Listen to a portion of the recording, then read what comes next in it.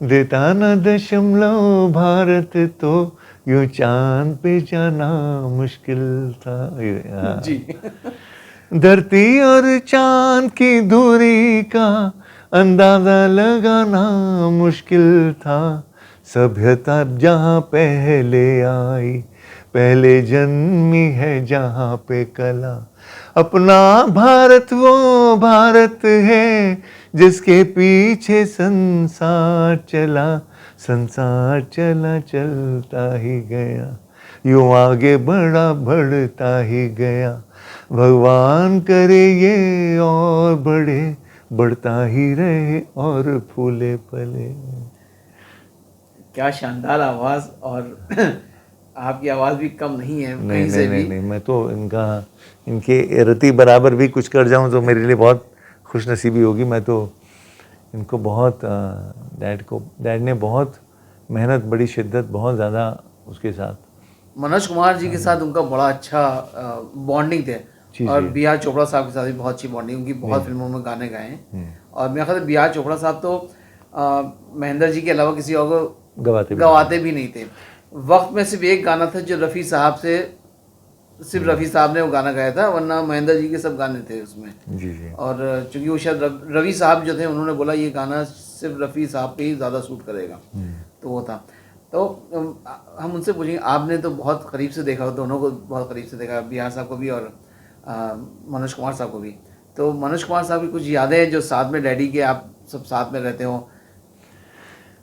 मनोज जी के बारे में तो मैं जितना मनोज अंकल में कहूँ, मनोज अंकल के बारे में जितना कहूँ उतना कम है। लेकिन मैं ये बात कहूँ, उनकी ज़िंदगी का जो सफ़र था वो शुरू जब हुआ, डैड को बुलाया गया था शहीद फिल्म के लिए गाना गाने के लिए, मेरा रंग दे बसंती चोला। तो उसमें मुकेश जी थे, मन्नत था साथ में, 2-3 सिंगर थे, लेकिन डैड का मेन था जो मनोज जी के लिए था। और उसमें कुछ सैड पार्ट से, कुछ वो पार्ट से, कहीं ना कहीं मनोज जी को लगा उसमें कि यार महेंद्र जी में ना वो देशभक्ति की जो भावना है वो वैसी है, आग जैसी मुझ में है। तो डैड को उन्होंने जब जैसे रिकॉर्डिंग, तब तो हीरो थे, एज ए हीरो तो बहुत गाने गाए डैड ने उनके, रफ़ी साहब ने बहुत गाने गाए, सबने गाए, मुकेश जी ने गाए। तो जब उनके अंदर उन्होंने देखा कि यार ये जो आवाज़ है इसमें वो देशभक्ति की जो एक वो रूह है वो बहुत बहुत मतलब इट इज़ वेरी एविडेंट, बहुत नज़र आती है। तो उन्होंने डैड को रिकॉर्डिंग के बाद कहा कि पापा जी, महेंद्र जी, मैं खुद अपनी फिल्म बनाने लगा हूँ। वो ये फिल्म उनकी नहीं थी, शहीद जो थी, he was as a hero, he was a main guide there, he was a main person there, लेकिन प्रोडक्शन और वो सब किसी और। तो उन्होंने कहा ये मैं जब अपनी फिल्म बनाऊंगा पहली तो मैं आपको लूँगा और आप मेरे गाने गाएंगे। महेंद्र जी आप गाएंगे ना? तो बोला हाँ। तो मन ही मन डैड कहते हैं यार मुझे लगा फिल्मी बात है, गाना अच्छा हो गया, लोग प्रभावित होते हैं, क्या बोलते हैं, इंस्पायर्ड होते हैं, बाद में कोई बुलाता है नहीं बुलाते, सब नसीब की बातें, लक की बातें हैं। सॉरी। कुछ अरसा बीता तो डैड को फ़ोन आया कि पापा जी मैं मनोज कुमार बोल रहा हूँ। अरे मनोज जी, हाँ जी बोलो, याद है ना आपको मैंने बोला था कि मैं अपनी फिल्म शुरू करूँगा? मैंने कहा हाँ आपने कहा था, तो मैं मिलना चाहता हूँ आपसे और आप आएंगे मेरे मकान पे जहाँ मैं ठहरा हूँ? कहा मैं आ जाऊँगा। तो कल परसों जो भी दिन उन्होंने मुकर्रर किया, तो डैड की रिहर्सल थी रोशन जी की, रोशन म्यूजिक डायरेक्टर की। मैंने कहा मैं जुहू आ ही रहा हूँ, तो मनोज जी मैं आपको पहले मिल लूँगा, फिर उसके बाद मैं पापा जी के रोशन साहब की तरफ चला जाऊँगा म्यूज़िक रूम पे। तो उन्होंने कहा ठीक है। अब डैड सुनाते हैं कि मैं सुबह 10 बजे टाइम था पापा जी के यहाँ, रोशन साहब के यहाँ, तो मैं 9 बजे मनोज को मिलने पहुँच गया। तो मनोज जी ने बोला, उन्होंने 9 बजे बोला तो 10, साढ़े 10, 11 तक आएंगे, तो 9 बजे पहुँचे, तो सब सो रहे थे वहाँ पर।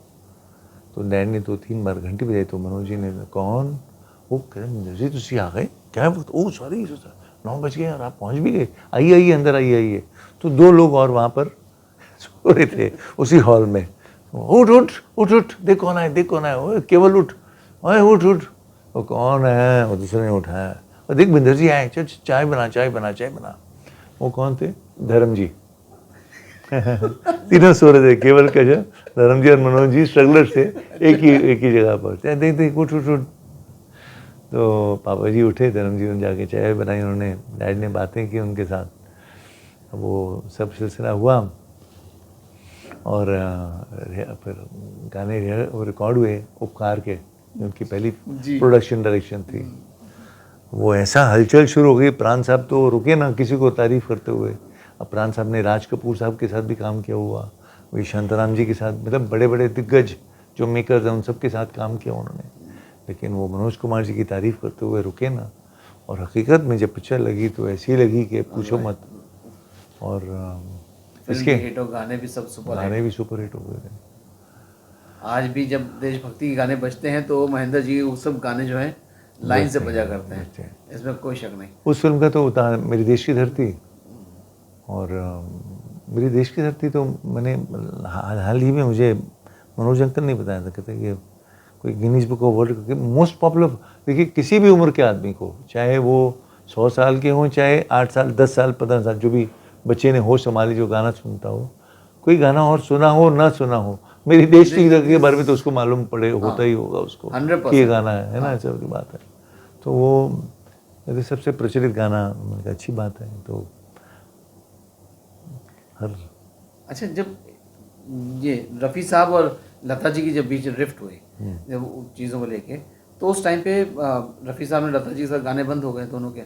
तो महेंद्र जी को उस टाइम पे काफ़ी गाने लता जी के साथ भी मौके मिले मौके मिले।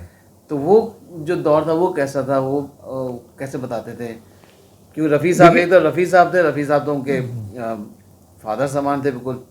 और देखिए लेकिन ऐसा था, मैं आपको बताऊं कि जब उस टाइम पे डैड थे तो रफ़ी साहब की जगह मुकेश जी को भी ले सकते थे, तलत साहब को भी ले सकते थे, किशोर कुमार को भी किशोर दादा को भी ले सकते थे। वो ओपन